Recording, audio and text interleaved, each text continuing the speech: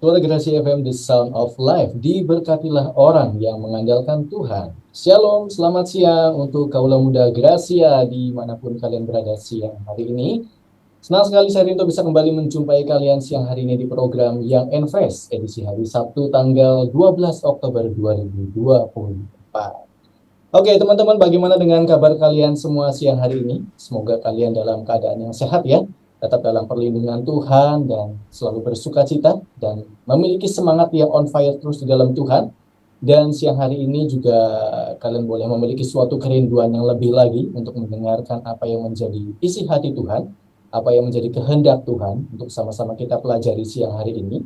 Sama-sama kita belajar dan supaya iman percaya kita di dalam Tuhan boleh semakin tumbuh. Seperti biasa di Sabtu kedua, kita akan sama-sama diberkati oleh Kak Stevi Valencia lewat renungan firman Tuhan. Dan saat ini Kak Stevi sudah terhubung lewat Zoom bersama dengan kita. Selamat siang Kak Stevi, Shalom. Shalom, selamat siang Karinto. Luar biasa Puji kabarnya, Tuhan. Sehat puji ya Kak ya? Tuhan. Sehat, puji Tuhan. Semangat terus Kak ya. Ya, selalu bersemangat di dalam Tuhan Karinto. Ya, Kak kita mau ngobrol apa nih? Bahas apa soal hari ini? Hari ini topiknya tuh, saya tuh kasih judul tentang From Dust to Christ. From dust to Ya, Christ. dari Oke. debu menuju kepada Kristus, Karinto. Oh. Ini cukup menarik dan Menarik tapi ya? agak ini ya, apa cukup dalam ya maknanya ya. Kayaknya perlu dicerna nih. Ada apa nih di balik debu menjadi Kristus? Iya, nah Saya pasti rasa pada penasaran nih penasaran kayaknya. banget. Jadi teman-teman siang hari ini buat kalian semua yang mendengarkan program ini benar-benar fokuskan hati pikiran kalian supaya tema siang hari ini From Dust to Christ ini benar-benar kalian bisa memahami apa arti dan makna dari tema yang Kak Stevi sudah siapkan siang hari ini. Saya percaya bahwa tema ini boleh memberkati kita semua. Oke, Amin. Kak Stevi, sebelum kita mulai, boleh Kak Stevi pimpin kita dalam doa. Silakan, Kak. Ya, Bapa dalam surga, kami mengucap syukur Tuhan untuk pagi hari ini. Engkau begitu baik di dalam kehidupan kami. Kami masih bisa bangun, kami masih bisa bernafas, bisa mendengarkan program ini Tuhan. Kami sungguh bersyukur atas kebaikan anugerah Tuhan. Saat ini kami mau Tuhan belajar firman Tuhan, mendengarkan isi hatimu Tuhan. Kami mau diubahkan, mau belajar Tuhan. Buka hati setiap para pendengar saat ini, sehingga hati kami boleh ditanami oleh benih-benih firman Tuhan. Urapi lidah dan bibir hambamu sehingga hambamu bisa menyampaikan yang murni daripadamu Tuhan. Juga host yang bertugas saat ini Karinto, juga program ini engkau berkati. Di dalam nama Tuhan Yesus kami berdoa, haleluya, amin. Amin. Oke, buat teman-teman juga yang siang hari ini mungkin kalian ingin menyaksikan secara visual, program ini hadir di live TikTok Suara Gratia ya. Jadi buat kalian semua yang siang hari ini mau langsung menyaksikan secara visual, mau dengar juga langsung menyaksikan wajah Kak Stevi juga. Jadi mungkin akan lebih lebih enak juga ya mendengarkannya. Langsung aja kunjungi TikTok Suara Gratia. Nah, kalian langsung bisa menyaksikan kami. Atau juga nanti kalian kalau mau mendengarkan secara ulang, kami akan upload program ini di YouTube channel Suara Gracia. Kalian bisa dengarkan lagi, renungkan lagi, supaya materi yang disampaikan hari ini itu benar-benar nyerap ya ke dalam hati dan pikiran kita. Oke, Kak Stevi, From Dust to Christ. Silahkan, Kak. Ya, terima kasih Karinto. Nah, teman-teman pastinya penasaran ya. Apa sih Kak maksudnya itu? From dust to Christ, dari debu menuju kepada Kristus nih. Ya. Oke, nggak usah basa-basi lagi, kita langsung aja cus ke ayatnya ya. Kita buka di dalam Lukas 13 ayat 10 sampai 17. Ya, minta tolong Karinto untuk bacakan, boleh? Lukas 13 ayat 10 sampai yang ke 12 aja deh, Kak. Ayat 10 sampai 12 ya, Kak ya. Iya. Pada suatu kali Yesus sedang mengajar dalam salah satu rumah ibadat pada hari Sabat. Di situ ada seorang perempuan yang telah 18 tahun dirasuk roh, sehingga ia sakit sampai bungkuk punggungnya dan tidak dapat berdiri lagi dengan tegak. Ketika Yesus melihat perempuan itu, ia memanggil dia dan berkata kepadanya, "Hai ibu, penyakitmu telah sembuh." Amin. Amin. Amin. Amin. Nah, kalau kalian pernah tahu cerita kisah Hmm. ini tuh peristiwa ketika Yesus sedang menyembuhkan orang sakit pada hari Sabat. Hmm. Nah, pasti ingat ya cerita itu ya. Ya. Terus setelah Yesus menyembuhkan wanita yang bungkuk ini, itu orang-orang ahli Taurat, orang Farisi itu pada protes gitu. Hmm. Kok Yesus nyembuhin orang di hari Sabat gitu? Bukannya hari Sabat itu kita kan sabbatical gitu ya, nggak boleh ngapa-ngapain, ya beribadah gitu kan. Tapi ini melakukan pekerjaan menyembuhkan orang gitu. Hmm. Pasti ingat ya peristiwa itu. Nah, ternyata di sini itu Yesus menyembuhkan seorang wanita yang bungkuk selama berapa tahun? Karinto di sini 18 18 tahun tahun. ya Ya. Karinto ya. Wow, itu kira-kira waktu yang singkat apa waktu yang panjang tuh Karinto? Panjang Ini banget ya. waduh, sengsara banget kayaknya ya. Ya. Penyakit bungkuk 18 tahun. Kita jerawatan aja seminggu itu udah pusing banget ya. Batuk Gimana pilek nih seminggu aja batuk pusing pilek ya. seminggu? Aduh, anak saya Karinto lagi sakit gondongan. Baru Oh, berapa hari, ya. 4 hari aja tuh udah sakitnya merintih gitu ya. Kasihan banget ngelihatnya. Bayangin teman-teman ini 18 tahun. Mungkin bagi teman-teman yang sekarang Gen Z, nah seusia kalian tuh Ya. penyakitnya selama itu gitu ya. Betul. Bisa dibayangkan seberapa menderitanya si ibu ini. Nah, by the way kalian pernah nggak lihat orang dengan penyakit bungkuk itu? Mungkin sekarang kasusnya jarang ya, karena mungkin udah ada vaksin segala macam. Tapi kalau kalian searching di Google, kalian lihat deh coba penyakit bungkuk gitu ya. Nah, yang namanya bungkuk itu pasti kan menghadap ke bawah ya, Karinto ya, menghadap ke bawah gitu. Nah, terus kira-kira dia kalau jalan tuh sulit gak teman-teman? Itu Sulit sulit. ya, sulit banget. Kita aja kalau apa kadang-kadang aja bisa kesandung gitu ya manusia yang Hmm. tegak gitu ya Hmm. nggak lihat batu gitu ya kesandung. Nah ini yang bungkuk nggak lihat jalannya nggak lihat ke depan gitu Ya. pasti sulit sekali. Nah pada saat itu ketika Yesus ada di dalam rumah ibadat pada hari Sabat sedang mengajar, datanglah si wanita bungkuk ini gitu. Dan Tuhan menyembuhkan si wanita ini. Seketika itu juga dikatakan wanita ini tegak tubuhnya dan sembuh gitu ya teman-teman. Itu cerita singkatnya. Nah teman-teman, setiap peristiwa yang tercatat di Alkitab yang Yesus lakukan ini semua ada meaningnya loh. Ya, Yesus gak asal-asalan sembuhin orang, tidak. Semua peristiwa yang dicatat di dalam Alkitab ini semua ada artinya, ada meaningnya, ya. Semua ada maksud dan tujuannya. Yesus gak sembarangan melakukan mujizat, tapi ada maksud dan tujuan yang bisa kita petik gitu, yang bisa kita pelajari, bahkan sampai saat ini. Makanya firman Allah itu hidup, ya. Mau dulu, sekarang, nanti akan masa depan. Firman Allah itu hidup, teman-teman. Ya. Jadi jangan pernah meremehkan yang namanya firman Tuhan, apalagi peristiwa-peristiwa yang dalam Alkitab gitu ya, teman-teman. Nah, kita lihat meaning dari kisah ini tuh apa sih? Nah, tadi kita sudah bayangkan ya, wanita bungkuk tuh seperti apa? Yang dia lihat itu apa? Nah, Karinto saya mau nanya, kalau kira-kira kan bungkuk tuh ya, melengkung gitu ya punggungnya ke bawah. Otomatis kepalanya itu menghadap kemana Karinto? Wow. Ke bawah. Apa yang dia lihat kalau kepala nunduk ke bawah terus itu? Kaki orang. Ya kaki orang. Selain kaki orang apa tuh yang dia lihat? Tanah paling ya, yang dilihat cuma Tanah ya tanah, kan? debu, Tanah, debu, kotoran ya. kotoran. Nah yang dia lihat apa? Tanah atau debu. Setiap waktu yang dia lihat itu terus gitu ya. Dia nggak bisa menatap indahnya langit, burung-burung terbang, nggak bisa. Tapi yang dia lihat apa? Debu dan tanah. Nah teman-teman, posisi seperti ini dianggap posisi yang hina pada saat itu ya. Bahkan, maaf, lebih hina daripada binatang. Binatang aja jalannya kan kaki 4. Nah, manusia itu diciptakan posturnya itu tegak. Ya, dia itu makhluk yang diciptakan sempurna gitu ya, lebih dari binatang. Tapi kalau pada saat itu, kalau ada orang yang kena penyakit bungkuk, itu suatu kehinaan, ya. Stratanya itu pasti di bawah sekali, strata status sosialnya itu di bawah. Jadi dianggap, wah ini pasti ada kutukan, ini ada something gitu di dalam dirinya gitu ya.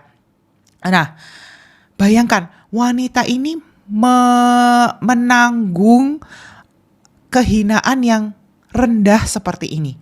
Dan sehari-hari yang dia lihat itu debu dan tanah, ya teman-teman. Kita coba lihat, kita ingat di Kejadian, apa sih hubungannya debu, ya, pandangan yang dia lihat setiap hari ini, debu ini dengan kehidupan kita. Nah, ini ada korelasinya nih Karinto dengan kisah kejatuhan manusia di Taman Eden, ya. Ketika Tuhan Allah itu memberikan kutuk kepada ular. Kita buka saja ya di dalam Kejadian 3 ayat 14. Kejadian 3 ayat 14. Ya. Saya bacakan ya teman-teman. Lalu berfirmanlah Allah kepada ular itu, karena engkau berbuat demikian, terkutuklah engkau di antara segala ternak dan di antara segala binatang hutan. Dengan perutmu lah engkau akan menjalar, dan debu tanahlah akan kau makan seumur hidupmu. Saya ulangi kalimat yang terakhir. Dengan perutmu lah engkau akan menjalar, dan debu tanahlah akan kau makan seumur hidupmu. Nah, di sini ada korelasinya, ada hubungannya, teman-teman. Berarti ular itu jalannya pakai perut. Dan dikatakan Tuhan kutuk ular bahwa dia akan makan debu dan tanah. Berarti makanan ular atau si iblis itu apa? Debu tanah. Debu tanah. Sementara itu kita ingat tadi ceritanya ya. Si wanita yang bungkuk itu tiap hari yang dia lihat itu apa? Debu tanah. Artinya kalau keadaan menunduk itu nih teman-teman ya, itu tuh seperti keadaan yang rendah diri. Ya, seperti merasa diri itu gak berharga, diri tidak layak. Nah, inilah yang menjadi makanan iblis. Kalau kita nih punya pemikiran yang seperti itu, wah aku gak layak nih Kak, aku gak berguna, aduh aku tuh worthless gitu, kayaknya tuh aku gak ada apa-apanya. Hati-hati teman-teman.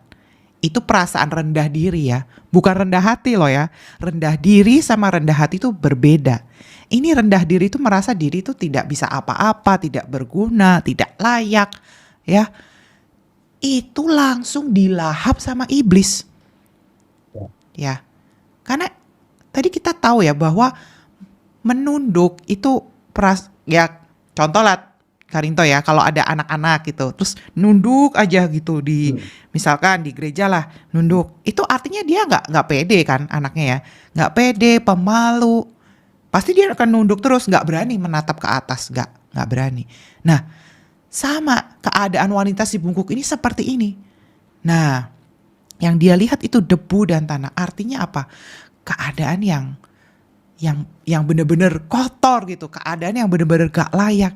Nah, inilah yang ditunggangi iblis gitu loh teman-teman. Keadaan inilah yang menjadi makanannya iblis. Maksudnya apa sih Kak makanan iblis? Maksudnya itu ketika iblis itu menunggangi kamu dengan perasaan-perasaan yang tidak berharga seperti itu, masa depanmu tuh bisa hancur teman-teman. Ya, kamu bisa dipakai iblis untuk jadi anak yang mungkin menjadi anak yang biang kerok, membuat keributan, kekacauan, ya jelas dong. Karena kan kita selalu berpikir nih, aku nggak berharga, nggak berguna, aku sampah. Jadi hidupnya pasti akan semaunya sendiri, ya. Gak akan pernah bisa memikirkan keadaan orang lain. Apalagi kehendak Tuhan di dalam hidupnya. Gak ada di dalam pikiran dia. Yang ada di dalam pikiran dia, aku ini gak layak, aku ini rendah. Nah, iblis seneng itu yang kayak gitu, itu makanannya dia. Dia akan terus bisik-bisikin kamu. Kamu itu gak ada apa-apanya. Udahlah, gak usah berbuat ini, berbuat itu, gak usah berkembang. Udahlah, lakukan aja apapun hal yang sesuka hatimu gitu. Nggak ada yang peduli sama kamu gitu ya. Akhirnya kita bertindak semau kita sendiri, teman-teman. Nah, itulah namanya kita ditunggangi oleh iblis dengan cara pandang debu. Kita melihatnya debu terus, itu cara pandang debu, teman-teman. Ya. Apa cara pandang debu? Iblis berusaha bisikin, "Hei, kamu itu anak haram. Papa mama kamu itu gak ada loh. Kamu gak tahu kan siapa papa mama kamu? Papa mama kamu udah cerai loh. Mana bisa kamu bikin keluarga yang harmonis?" Nah, atau kamu itu anak sial. Apa-apa yang kamu lakuin pasti salah. Kamu anak bodoh gitu ya. Suka dimarahin gurumu, nilai kamu jelek terus. Gak bakalan deh kamu berprestasi di sekolah. Gak usah lah ikut-ikut lomba atau ikut-ikut les atau ikut-ikut berprestasi. Pasti kamu juga kalah. Nah, itu bisik-bisikan iblis tuh, teman-teman. Hati-hati ya. Supaya cara pandang kita itu menjadi cara pandang yang debu terus ya. Rendah diri terus. Misalkan ada yang cacat gitu, cacat fisiknya. Kamu kan tuh cacat, tangan kamu gak ada. Tuh, kaki kamu gak bisa jalan. Mana bisa kamu mengerjakan banyak hal. Anak gagal kamu. Nah, itu bisik-bisikan iblis tuh yang membuat kita merasa hancur gitu. Gambar dirinya rusak serusak-rusaknya. Ya. Atau yang di rumah mungkin. Tuh, kamu kan suka dipukul sama orang tua, dikasarin orang tua. Wajar lah, nanti kalau kamu punya anak, kamu kasarin juga anakmu. Nah, bisa jadi kayak gitu. Nah, itu cara pandang debu ya, teman-teman. Ada satu quotes yang menarik. Kita tidak bisa mencegah burung terbang di atas kepala kita. Tapi kita bisa mencegah burung itu bersarang di atas kepala kita. Ya, ngerti ya teman-teman maksudnya? Burung sih boleh terbang di atas kepala kita ya, berseliweran, terbang-terbang, boleh. Kita gak bisa juga ngusirnya gimana, susah gitu, karena dia terbang-terbang. Tapi jangan biarin dong burung itu tuh bersarang di atas kepala kita. Ya, itu benalu teman-teman, itu merugikan kita loh teman-teman. Maksudnya apa? Boleh, ya pasti akan banyak gitu ya bisikan-bisikan dari iblis, peristiwa, masalah yang terjadi, mungkin gak sesuai ekspektasi kita. Itu boleh aja berseliweran di pikiran kita. Tapi please teman-teman, jangan biarkan pikiran-pikiran yang negatif, pikiran-pikiran rendah diri itu bersarang di dalam pikiran kita. Kita pelihara, kita pupuk pikiran itu di dalam pikiran kita gitu. Jangan teman-teman. Karena apa yang kita pikirkan, itulah diri kita. Itu akan terjadi loh teman-teman. Jangan main-main dengan pikiran kita. Kalau kita mikirin, aku memang gak berharga. Aku tuh anak orang miskin terus miskin. Jadilah nanti kamu masa depanmu bertumbuh dewasa, kamu akan menjadi anak yang miskin. Ya. Hati-hati dengan apa yang kita pikirkan dan apa yang kita tanam di dalam imajinasi kita. Kalau imajinasi kita buruk, negatif, ya jadilah kita anak yang gagal, anak pemberontak, anak yang mungkin tidak berguna di masyarakat. Ya. Tapi kalau di dalam pikiran kita tanamkan benih-benih firman Tuhan, kita itu berharga, kita itu anak yang dilayakkan, sudah dilayakkan bahkan oleh darah Kristus. Ya teman-teman, kita itu sudah dilayakkan. Dan kita adalah manusia yang berharga bagi Kristus. Tanamkan dalam benak pikiran kalian itu. Aku, meskipun aku cacat fisik, aku punya tekad, aku punya kemampuan, punya kapasitas yang diberikan sama Tuhan. Aku mau mengembangkan potensi. Aku akan jadi anak yang berhasil. Berhasil, sukses.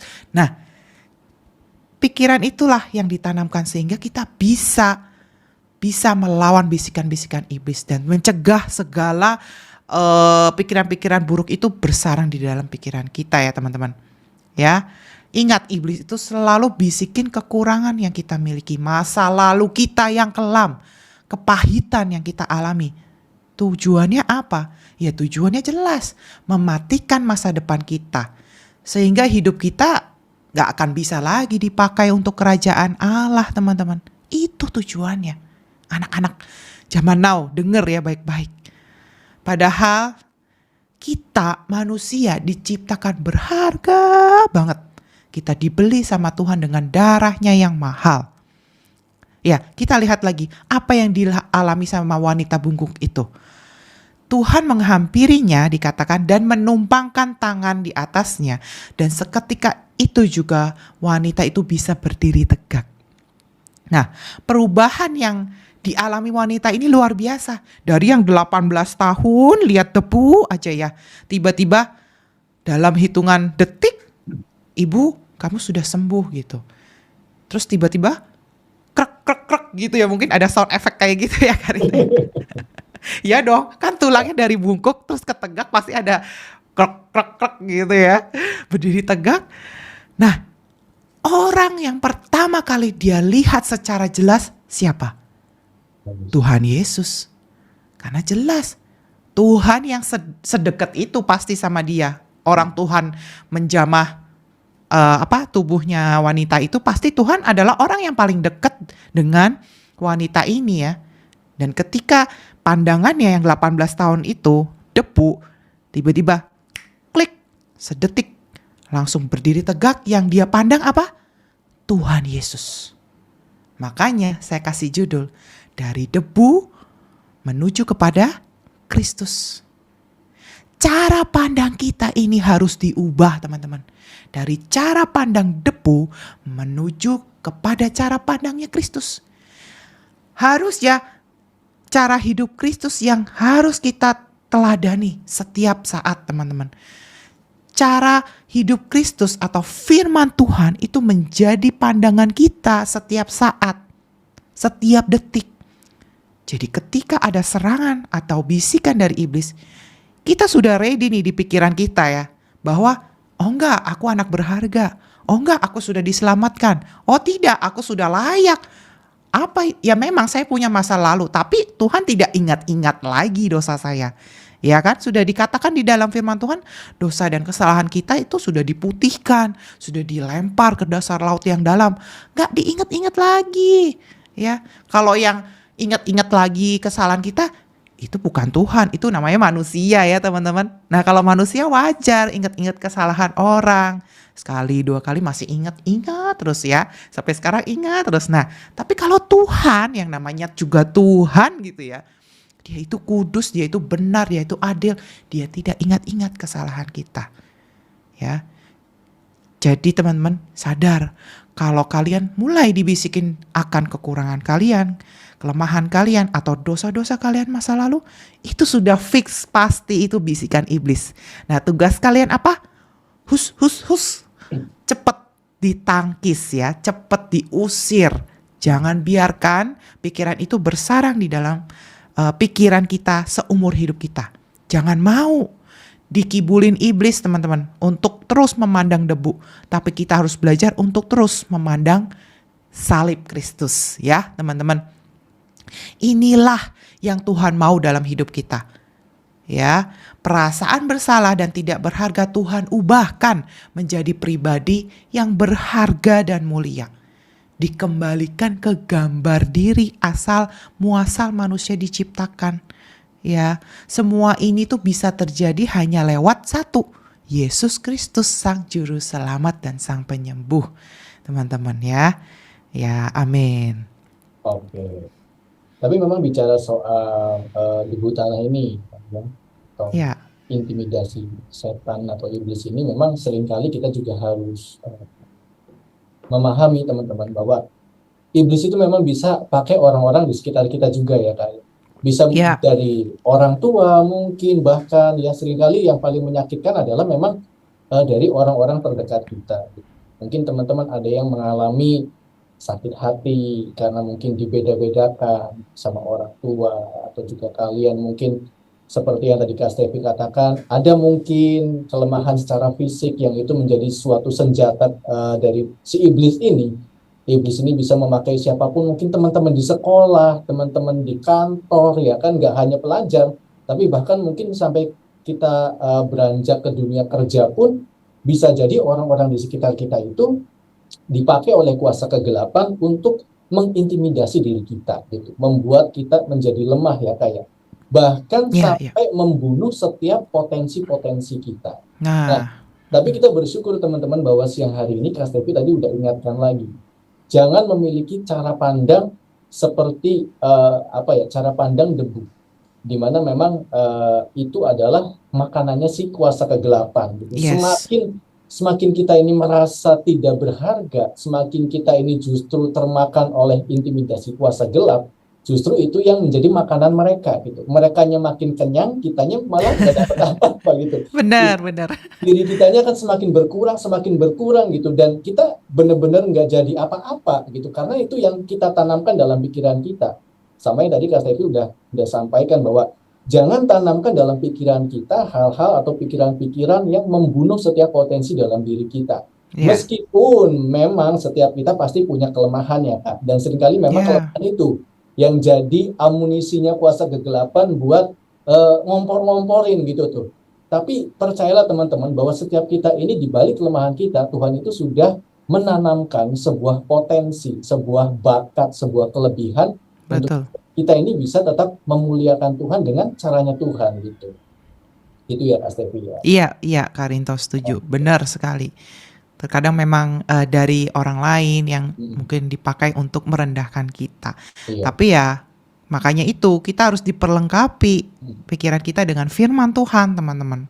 Ya, jangan pernah skip firman Tuhan itu benar-benar apa ya, makanan rohani kita loh, teman-teman. Kita juga kalau kita mau melawan kuasa iblis ya kita harus kuat kan secara spirit juga. Hmm. Nah, itu ya, teman-teman. Betul, betul, Nah, betul. satu lagi nih Karinto. Iya. Ada satu hal yang menarik di kisah ini ya. Hmm. Setelah saya baca lagi, saya baca lagi. Nah, dikatakan di ayat yang awal tadi, Yesus itu mengajar di dalam rumah rumah ibadat gitu. Di situ ada seorang yang sudah 18 tahun bungkuk Hmm. karena dirasuki roh. Ya. Nah, di sini rohnya itu roh jahat Ya. ya, teman-teman. Karena dijelaskan lagi di ayat yang ke-16 dikatakan perempuan ini 18 tahun diikat oleh iblis. Berarti Hmm. fix ya, perempuan ini diikat oleh roh jahat ya, teman-teman. Sehingga dia sampai bungkuk seperti itu. Ya. Nah, yang menarik itu adalah Yesus ini ketemu sama perempuan ini di mana? Di dalam rumah ibadat gitu ya. Ya kalau zaman sekarang tuh kayak di dalam gereja Hmm. gitu ya, teman-teman. Dan ketika itu Yesus juga sedang mengajar. Ya kalau zaman sekarang ya lagi firman Khotbah lah ya. Tuhan ya, khotbah gitu ya, teman-teman. Ah. Nah, terus adalah si wanita dengan diikat dengan iblis ini gitu. Hmm. Nah, berarti guys, it means roh jahat itu juga bisa ada loh di dalam gereja. Hmm. Ya, jangan dianggap gereja itu wah, setan takut masuk dalam gereja gitu ya. Ya. Atau setan takut dengar lagu-lagu rohani. Setan takut dengan firman Tuhan. Enggak, teman-teman ya. Hmm. Iblis itu ternyata tuh bisa tuh berada di dalam rumah ibadat ya, berada dalam bait Allah gitu. Bisa ternyata ya. Hmm. Apalagi zaman sekarang gitu ya. Di Hmm. dalam gereja itu sangat memungkinkan gitu. Jadi nggak semuanya di dalam gereja itu holy gitu. Ada juga mungkin orang-orang yang datang dengan diikat oleh kuasa gelap gitu ya, teman-teman. Nah, ternyata iblis tidak takut dengan hal-hal kerohanian seperti itu ya. Nah, yang menariknya tapi apa nih yang iblis takutin itu apa? Ya, teman-teman. Yang iblis takuti itu adalah kuasa dari Yesus Kristus. Hmm. Karena cuman kuasa Yesus yang bisa mengusir iblis itu pergi. Nah, iblis tuh takut kalau kamu tuh punya yang namanya karakter Kristus. Iya dong. Kalau iblis takut sama kuasa Yesus, Iblis juga bisa takut sama kita yang punya karakter Kristus. Ketika Yesus Kristus sudah di dalam kita, artinya kuasa itu juga kita miliki dong. Kita juga punya kuasa untuk mengusir setan dong. Nah, iblis itu juga takut teman-teman dengan kita yang mempunyai karakter Kristus. Nah, karakter Kristus itu apa sih? Karakter Kristus itu yang utama yang harus kita lakukan itu satu teman-teman. Taat. Karakter Kristus itu taat teman-teman. Ingat, Yesus selama hidup, dia taat sampai mati di kayu salib. Kalau kita anak-anak Tuhan itu taat sama firman Tuhan, taat menjalani kehendak Tuhan dalam hidup kita, ngapain takut sama iblis? Harusnya iblis yang takut sama kita, anak-anak Tuhan yang taat. Anak Tuhan itu juga punya kuasa. Karena Kristus juga ada di dalam diri kita, di dalam hidup kita, hati kita. Kristus menguasai seluruh pikiran, hati, dan tindakan kita. Ya iblis otomatis takut teman-teman. Gak berani dia sama kita. Itu kuncinya teman-teman. Taat. Ya. Dan juga lihat deh. Perempuan bungkuk ini sekalipun dia itu sakit parah. Tapi dia tetap loh datang ke rumah ibadat untuk mendengar pengajaran Yesus. Jadi siapapun saat ini yang sedang sakit. Mungkin sakit. Nggak cuma sakit fisik, tapi sakit mental juga, ya, atau lagi sedih gitu ya. Jangan putus asa, jangan berdiam diri. Ayo semangat juga datang ke gereja, datang ke komunitas-komunitas yang membangun kita gitu. Atau mungkin kalau kita punya cacat fisik, kita bisa kok buka firman Tuhan di mana aja ya. Lewat YouTube atau dengar radio Suara Gracia nih saat ini. Nah, itu hal-hal yang membangkitkan iman kita, spirit kita, teman-teman. Jadi seharusnya tidak ada hal yang bisa membatasi kita untuk datang kepada Tuhan. Untuk masuk ke dalam hadiratnya Tuhan. Ya, untuk berdoa sama Tuhan, untuk terus berhubungan terus sama Tuhan Yesus. Jangan kelemahan kita itu membatasi kita untuk bertemu sama Tuhan Yesus. Karena Tuhan Yesuslah itu pokok anggur yang benar ya. Cuma satu-satunya. Dia gembala kita yang sempurna. Cuman dia sumbernya kekuatan kita. Dia sumbernya yang memberikan kita kuasa untuk menaklukkan iblis. Untuk menaklukkan segala kelemahan kita. Cuman Yesus Kristus. Satu-satunya. Ya. Kenapa saya bilang itu Yesus Kristus? Karena kalau di sana gitu ya, di daerah Arab sana atau di daerah Yahudi sana, nama Yesus itu banyak Karinto. Ya, tapi yang Yesus Kristus itu cuman Allah yang Tuhan yang kita sembah. Artinya apa sih teman-teman Kristus itu? Kristus itu adalah Sang Mesias, Sang Penyelamat, Sang Penyembuh. Jadi kalau kita mengucapkan Yesus Kristus artinya kita itu mempercayai, mendeklar, berkomitmen bahwa ya Yesus yang saya sembah ini adalah Yesus yang itu tuh yang menyelamatkan saya, yang mati di atas kayu salib menebus dosa-dosa saya. Gitu teman-teman ya. Oke. Jadi teman-teman tadi sudah Kak Stevi sampaikan juga bahwa iblis itu tidak takut sama gereja ya. Iblis itu nggak takut sama ruang ibadah, tapi iblis itu takut sama orang-orang yang memiliki karakter Kristus. Karena apa? Karena orang-orang yang memiliki karakter Kristus, otomatis dia memiliki gaya hidupnya Kristus. Dan di saat dia memiliki gaya hidup Kristus, maka dia memiliki kuasa untuk mengusir kuasa kegelapan dengan kuasa Kristus. Gitu ya Kak Stevi ya. Betul. Jadi teman-teman, yang saya dapatkan adalah setiap kita selain daripada kita jangan mau diintimidasi oleh kuasa kegelapan, tapi kita juga harus melatih diri kita memiliki karakter Kristus. Tadi Kak Stevi sudah sampaikan bahwa Kristus itu memiliki ketaatan. Jadi dia lahir ya kan sampai dia tumbuh dewasa, dia akhirnya menginjil, bahkan sampai dia mati di atas kayu salib, dia tetap taat. Meskipun secara manusia ya Kak Stevi ya, kita bisa baca bahwa Tuhan sendiri pun sempat merasa ada rasa takut gitu kan. Bahkan dia sampai sampai berdoa kalau boleh cawan ini lalu. Ya, Tapi yang paling menarik adalah di saat dia mengatakan bukan kehendakku yang jadi, ya. tapi kehendak Bapa yang jadi. Itu sudah membuktikan dari situ bahwa karakter Kristus yang bisa kita lihat adalah ketaatan. Nah, biarlah setiap kita teman-teman siang hari ini boleh belajar memiliki ketaatan, ketaatan terhadap apa? Ketaatan terhadap firman Tuhan pastinya Kak Stevi ya. Yes, betul sekali Karinto. Tapi yang jadi bermasalah adalah apakah kita ini sudah mempelajari apa yang menjadi isi hati Tuhan lewat kebenaran firman Tuhan?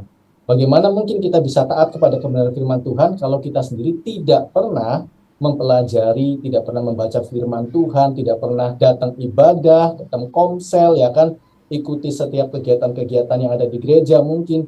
Nah, bagaimana mungkin ya Kak Stevi kita bisa Ya, taatan kepada Tuhan kalau kita sendiri tidak mengenal apa yang menjadi kerinduan Tuhan, apa yang menjadi kehendaknya Tuhan. Jadi yang paling pertama adalah teman-teman, kita harus tahu dulu nih, apa yang menjadi kehendaknya Tuhan dalam kehidupan kita, dan kita harus belajar taat kepada apa yang menjadi kehendaknya Tuhan. Gitu ya Kak Stevi ya. betul Karinto. Oke. Ya, ya. Oh, luar biasa hari ini kita sama-sama diberkati Kak Stevi. Setiap manusia pasti apa ya, ada celah-celah ya. Setiap kita ini Ya, pasti ada celah di mana kuasa gelap itu memang bisa masuk untuk merusak dan apa ya, mematikan setiap potensi dalam diri kita. Setiap hal-hal baik yang seharusnya itu bisa bertumbuh, berkembang, menghasilkan buah, tapi seringkali memang celah-celah itu yang seringkali iblis masuk dari situ.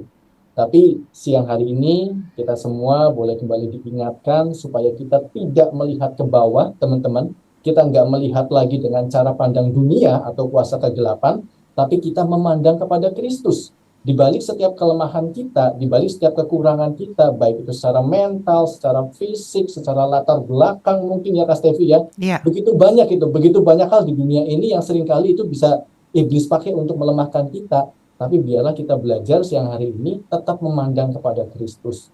Tegakkan badan kita, tegakkan diri kita, dan kita memandang kepada Kristus dan melihat segala sesuatunya dari sudut pandang Tuhan. Gitu ya Kak Stevi ya. Amin. Betul sekali Karinto. Dan ingat satu hal, bahwa kita ini diciptakan berharga Hmm. dan mulia ya Ya, teman-teman.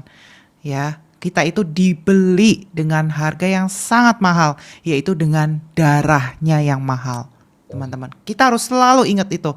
Makanya setiap kali kita kan perjamuan kudus ya, Karinto ya. ya, Makan tubuh dan darah Kristus itu bukan sekedar makan dan minum biasa, tapi di situ kita ingat momen penebusan kita.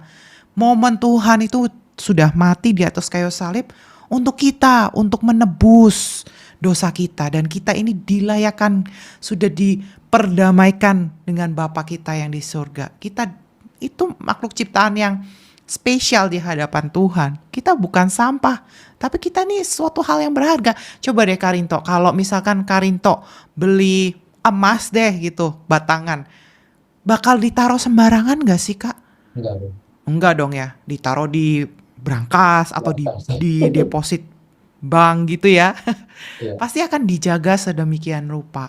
Nah, kita itu lebih daripada itu, lebih daripada emas. Darahnya itu sangat-sangat mahal, lebih dari emas, perak, berlian, diamond, apapun lah yang paling mahal di dunia ini. Kita lebih daripada itu, teman-teman. So, jangan ada lagi yang menganggap diri kita itu lemah, rendah ya. Tetapi kita itu adalah makhluk yang mulia yang diciptakan Tuhan serupa dan segambar dengan dirinya. Amin. amin.